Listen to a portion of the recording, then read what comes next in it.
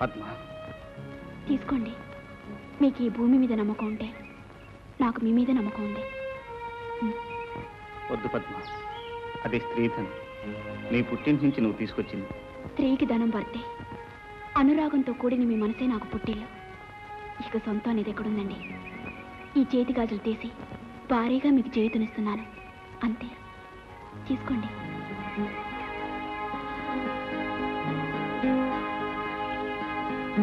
ఆలస్యం చేసినట్టున్నాను బాబు. అబ్బే లేదమ్మా, ఇప్పుడే పని ముగించుకుని పైకి వచ్చాం. ఏమో బాబు, ఆ నూతిలో కాసిన నీళ్లు పడితే మనందరి కడుపుల్లో 4 మెతుకులు పడ్డట్టే.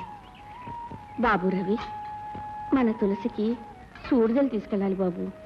అదేమిటయ్యా ఈ విషయం ఇంత మెలిగా నా చెప్పటం? నేను అమ్మమ్మను కాబోతున్నానని తీపి తినిపించి సంతోషంగా చెప్పాలి గాని. అదేమిటమ్మా, ఎందుకా కన్నీళ్ళు? అవునాయనా, అమ్మమ్మనవుతున్నానని ఆనందపడినా, మోసే ఎద్దు మీదే మోత బరువు పెడుతున్నానని బాధపడినా. అదేమిటయ్యా తులసికి సూడిదలు తీసుకెళ్ళటం మనకు భారం ఎలా అవుతుంది? అవునమ్మా, ఆస్తి పంపకాల్లో జరిగిన అన్యాయాన్ని మౌనంగా కన్నీటి చాటును దాచానే గాని నీకు న్యాయం చేశానా? రక్తం పంచుకు పుట్టినవాడు పట్నంలో తైతక్కలాడుతుంటే ఆస్తి ఇవ్వకపోయినా రేయింబవళ్ళు కష్టపడుతున్న మిమ్మల్ని ఇంకా బాధించాలంటే ఆ తల్లి మనసు ఎంత విలవిల్లాడిపోతుందో ఆలోచించావా? మమతానురాగాలు పంచుకోవటానికి ఒక తల్లి గర్భాన్నే పుట్టనక్కర్లేదమ్మా.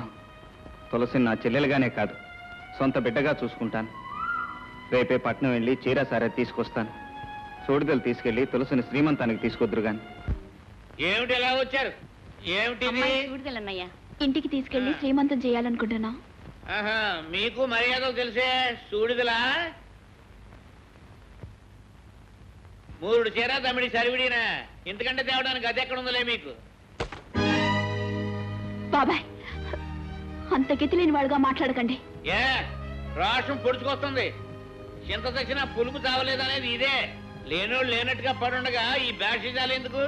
అన్నయ్య, శ్రీమంతానికి కావాల్సినవి సిరి సంపదలు కావు, కడుపులో పడ్డ పసిగుడ్డు చిరంజీవి కావాలని చేసుకునే వేడుక. డబ్బు లేని వేడుకలు నేను చేస్తాను సారా. సరేలే, తెచ్చింది తెచ్చారుగా, ఇక వెళ్ళండి. ఎక్కడికయ్యా వెళ్ళేది? ఇందాక నుంచి చూస్తున్నాను. సూడులు తెచ్చిన ఆడాలు నిలబెట్టి మర్యాద అక్కడ మాట్లాడతావా? సూరమ్మ, నేను మాట్లాడేది సూడుదలు వద్దని కాదు, తులసిని శ్రీమంతానికి పంపనండి. ఎందుకు పంపని? శ్రీమంతం పేరుతో తీసుకెళ్లి వస్తువులన్నీ ఒలిచి వాళ్ళ అవసరాలు తీర్చుకుని భోజపడితో తిరిగి పంపుతారు. అన్నయ్య అన్నా పిన్నయ్య అన్నా జరిగేది అంతే. మీరంతగా తీసుకెళ్లాలంటే ఓ పని చేయండి, ఆ వస్తువులన్నీ తీసి అక్కడ పెట్టించి తీసుకెళ్ళండి. ఇంతకిన్ని నగలు పెట్టి మా మామగారు పంపించినా నేను రాను. తులసి, అవునమ్మా, మావయ్య గారు చెప్పింది నిజం, ముమ్మాటికి నిజం.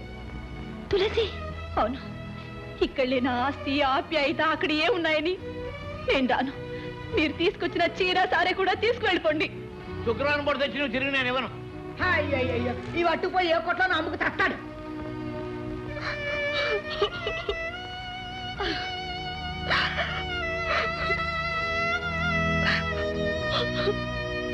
రెండో ఎవడదాం.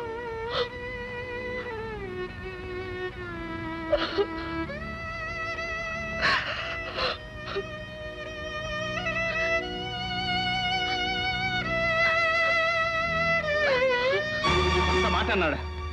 వాడి నీచ బుద్ధులు మనకు ఆపాదిస్తాడా? నేను ఇప్పుడే స్వయంగా వెళ్ళి వాడికి బుద్ధి చెప్పి చెల్లెలు తీసుకొస్తాను. వద్దండి, ఇప్పుడు మీరు అక్కడికి వెళ్తే తీసుకురాగలిగింది తులసిని కాదు, ఇంతకింత అవమానాన్ని. నన్ను అవమానించడానికి వాడికి ఎన్ని గుండెలు? ఇంకా అతనికి వేరే గుండె కావాలా మీ గుండెని పగలగొట్టడానికి? మీ చెల్లెలే తన మావయ్యని వెనకేసుకొచ్చి మమ్మల్ని తోడునాడితే? ఏమిటి, తులసి మిమ్మల్ని తోలనాడిందా? అది సహజం బాబు. మెట్టినింటికంటే ఏ ఆడది పుట్టింటిని గొప్పగా చూసుకోదు. ఆడపిల్లనిచ్చుకున్న చోట ఇలాంటివి సహజం. పేదవాళ్ల ప్రేమ కన్నీటి వరకు ఆగిపోవాలండి. పట్టుదలకపోతే మన ప్రేమ అనురాగాలే ప్రేమించిన వాళ్ళ పట్ల తిరగటి రాళ్ళవుతాయి. అర్థమైంది పద్మ, ఇన్ని అవమానాలకు కారణం మన పేదరికమేనని, ఆస్తి అంతస్తు లేని వాళ్ళ మమత మానవత్వాలు పిచ్చి వాళ్ళ ప్రేలాపనే అవుతాయని పూర్తిగా అర్థమైంది.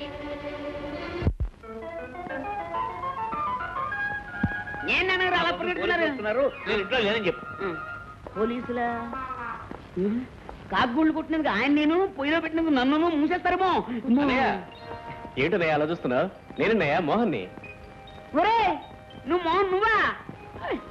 ఏరే, ఈ డ్రెస్ భలే బాగుంది. ఓ మాట నాకు ఇస్తావా? మళ్ళీ వేసుకుని ఇచ్చేస్తాను.